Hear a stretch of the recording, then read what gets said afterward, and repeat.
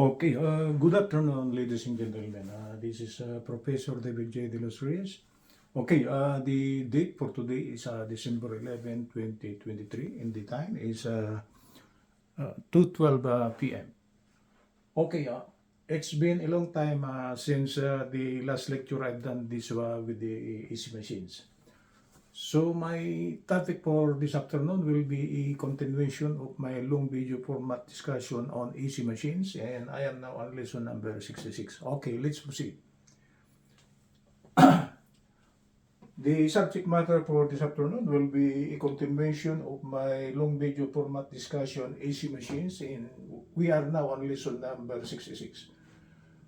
We are almost done with alternators. Okay. The title of the topic for this afternoon will be Problem on Alternator Efficiency. The last time around, lesson number 65, I discussed how the efficiency of an alternator is being computed. Meaning, I brought out the factors that will be affecting the so-called efficiency. And the factors that will be affecting the so-called efficiency are actually the mechanical factors and the electrical factors. Meaning mechanical factors, it will be the losses due to a mechanical motion, and the other factors are actually affecting the efficiency are actually the so-called electrical component of the losses. So there are actually the mechanical and electrical component, and they should be separate. Okay, let's try to bring out an example problem on how to compute alternator efficiency. Okay, I didn't write the complete problem, but I summarized it and I brought out the correct figure plus the given values. In here, we are given a three-phase alternator. It's always that the connection is always Y. Okay, there should be a neutral point, and three lines are coming out. These three lines here, they should be line number 1, line number 2, and line number 3. These lines here are the ones that is fed to the so-called step-up transformer feeding the transmission lines. Okay, we must have to step up this 2300 volts to a big value, okay, by using a step-up transformer. So we could transmit those the power we generate for a long distance. That's why we must have to step up this one. Like what I said, line 1, line 2, and line 3 is connected to step-up transformer. But for the meantime, let's forget that one. We'll just concentrate on the alternator. The given specs of the alternator is that the rated output is 2000 kVA, 2300 volts. This 2300 volts, it's always that if we specify voltage for an alternator, it's always the terminal voltage. Okay? The voltage that we could measure at the terminals. So it's 2300, three phase, line number 1, line number 2, number 3. So meaning to say, our wave will be a perfect wave, something like this. Okay, three phase. That's why our power source from our utility companies are actually three phase. It's sinusoidal. This is the so-called sinusoidal. Sinusoidal coming from the root word sine. It's a sine function, right? That is time, and this is actually voltage. Okay. What's next? The power factor is 0.85. The other given specs of the alternator, meaning the inside parameters. RDC is 0.08 ohms at 75 degrees, meaning if we try to measure the DC voltage, DC resistance across two lines, okay, across two lines, it is 0.08. Okay. Capital letter I with the subscript small letter f is field current. It is 75 amperes, and ADC is 125 volts. What is this? It is just like this. I will just use a block diagram. Okay? This is actually the exciter. And this is the alternator. So this one is taken as a whole if we try to compute for the efficiency. This is the exciter. Exciter is the one that produces the magnetic flux that is being cut by the rotating armature. This is just a block diagram. So this is the exciter, and this is the armature. This is line number 1, line number 2, and line number 3. And the internal connection of this one is this one. This is just a block diagram. So I just want to show the exciter as it is coupled to the alternator, because without the exciter we could not produce generated voltage. The exciter is the one that bring out the magnetic flux. Okay, it's a separate DC generator. That's why it got a field current of 75 amperes and the DC voltage of 125 volts. Meaning, if we got a full phase of an alternator and we got a winding like that, the current passing here is IF is equal to 75 amperes. It's okay? And that's the one creating the magnetic flux. Right? That's the work of the exciter. Okay? So in here, IF is 75 amperes. The one creating the magnetic flux is 75 amperes. The voltage of the separate small DC generator is actually 125 volts. It's a DC thing, right? So it could be driven by what you call this, an internal combustion engine maybe, that is being fueled by gasoline or being fueled by a diesel.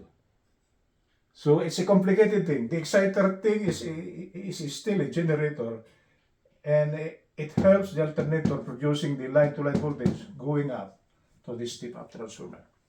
Okay, the other specs is this.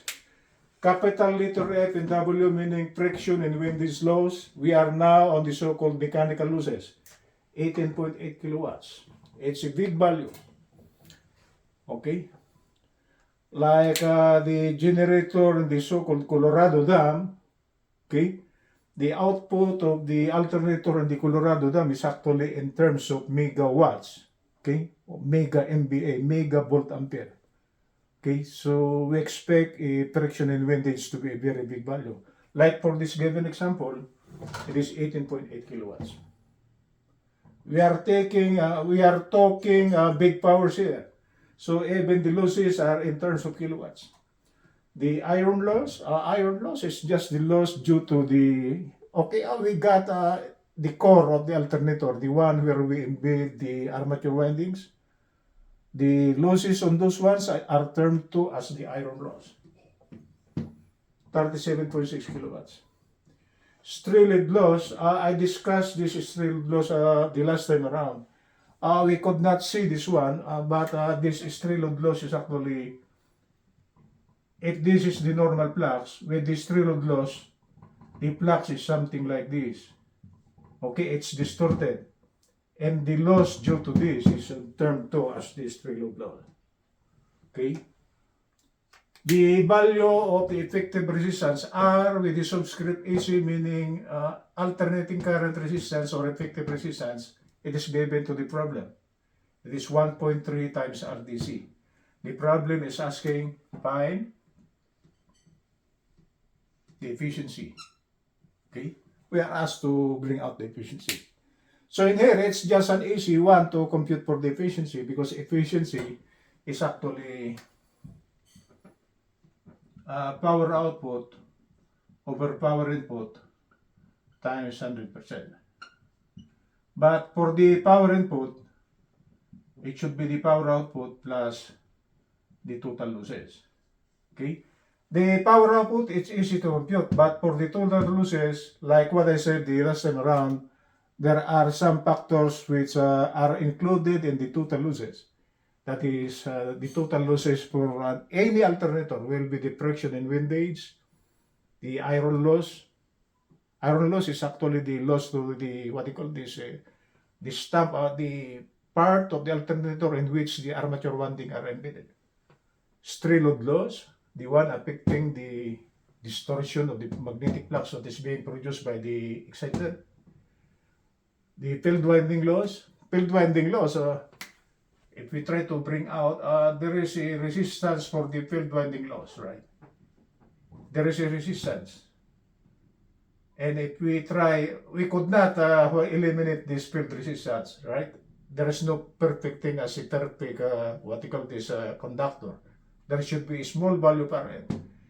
And if that small RF is multiplied by what you call this, the voltage, that is turned to as the field loss. Okay? Plus the armature loss. Armature loss is actually the losses due to the armature resistance. Okay? Okay, let's try to bring out the solution. Okay, I will try to erase this one so it looks good, guys. At least I have already illustrated the block diagram of an alternator and an exciter, right? This one, oh, it's okay. Let's try to bring out the solution. Efficiency is actually power output over power input. But to compute for the power input, we must have to compute for the total losses. And to compute for the total losses, we must have to compute for the friction in windage, iron loss, stray load loss, field loss, and armature loss. So before we could compute for the total losses, okay, we shall check what is given. The friction in windage is given, the iron loss is given, the stray load loss is given. So our problem is the field current loss. It's the loss on the excitation part of the system, right? Plus the armature loss. Armature loss, this is now, these three here are mechanical losses and these two are the so-called electrical losses. The field loss is the loss on the exciter and the armature loss is the loss on the armature winding of the alternator. Okay. Before we could compute for the field loss, we will start with this. We will compute for P sub O. Capital letter P with the subscript O, meaning total power output in the alternator. Okay. The total power output will be given S times the power factor, right? Right? KVA, the given KVA is 2000. Power factor is 0.85. So if we try to compute, it is 1,700 kilowatts. Right? That's the output. In terms of kilowatts. Let's try to compute for the IL.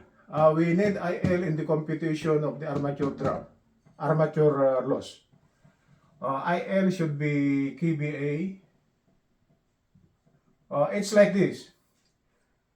Total apparent power for three-phase alternator or transformer is square root of 3 voltage line to line times I line times power factor, right?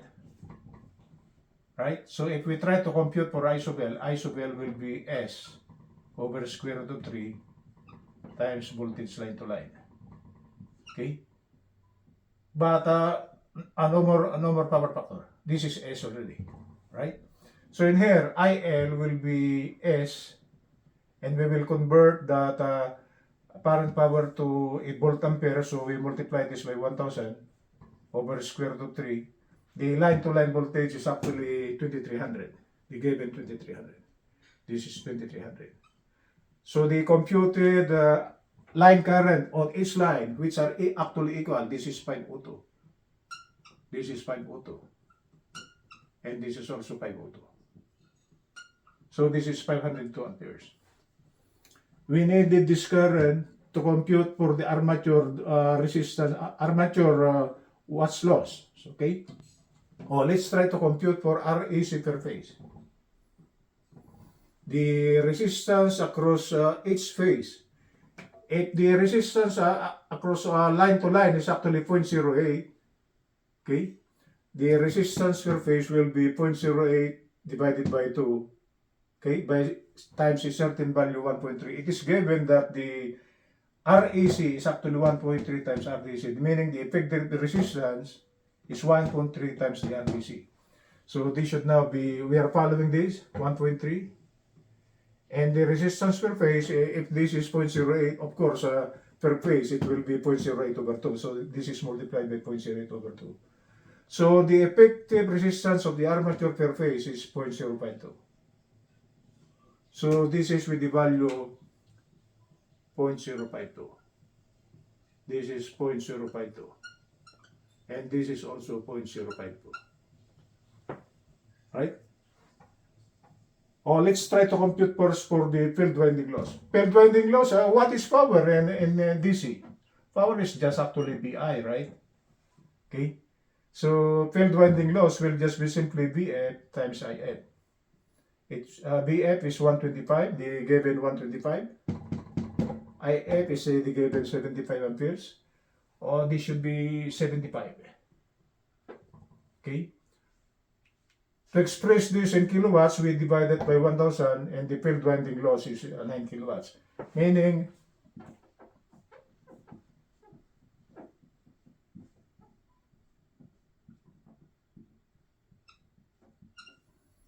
the field winding loss here is 9 kilowatts. This is for the exciter, this is for the alternator. It's 9 kilowatts. So actually we are now given this one. How about the armature loss? From DC circuit, true power is actually I square R, right? Okay. So by using this formula, we could compute for, we are given the effective resistance per phase. So to compute for the total losses of the armature, which is balanced, we should multiply it by 3. This is 3 phase. The factor 3 here refers to 3 phase. Current square times the resistance per phase, and to convert this to kilowatts, we will divide this by 1 over 1000. Right? So substituting, this is 3. 3 refers to 3 phase. IL is 502, the one computed, 5 phase. And the resistance per phase per 1 is 0.052 times the factor 1 over 1000 to convert this to kilowatts.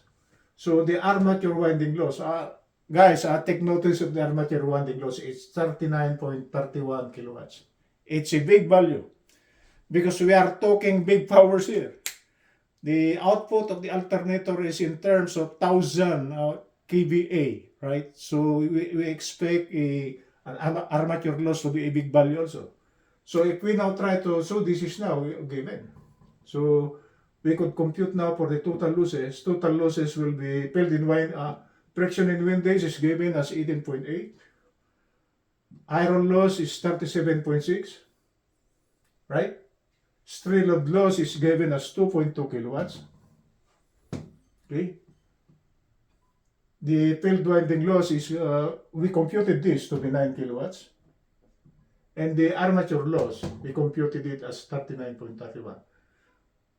The first 3 are the mechanical losses, and the last 2 are actually the electrical losses. What do you call this? The mechanical losses is big. Because if you have seen a big alternator, okay, maybe 10 meters high, of course you will be extending, what you call this, expecting a friction and windage to be very big, right? So if we try to compute for the total losses for the given alternator, it's 106.91 kilowatts. So to compute now for the efficiency, power input, capital letter P with the subscript IN, meaning total power input will be P with the subscript O, meaning the total power output plus total losses. The total power output is actually the one we computed, the first one. It's 1,700 kilowatts. And the total losses, which comprises the mechanical losses plus the electrical losses, it is 106.91. Am I still on camera? The total power input will be 1806.91 kilowatts. Meaning to say, the alternator should produce 1,806.91 kilowatts, such that, okay, the output here will be, what you call this, 1,700 kilowatts at the terminal. So the efficiency now will be power output over power input times 100%. Substituting, the efficiency will be 94.083%. It is still a very high efficiency. Okay, that's it, guys. How we compute, what you call this, the alternator efficiency, in which the total losses comprises of the mechanical losses and electrical losses. Okay, this is Professor David J. De Los Reyes from Los Angeles. Merry Christmas to everybody. Good afternoon.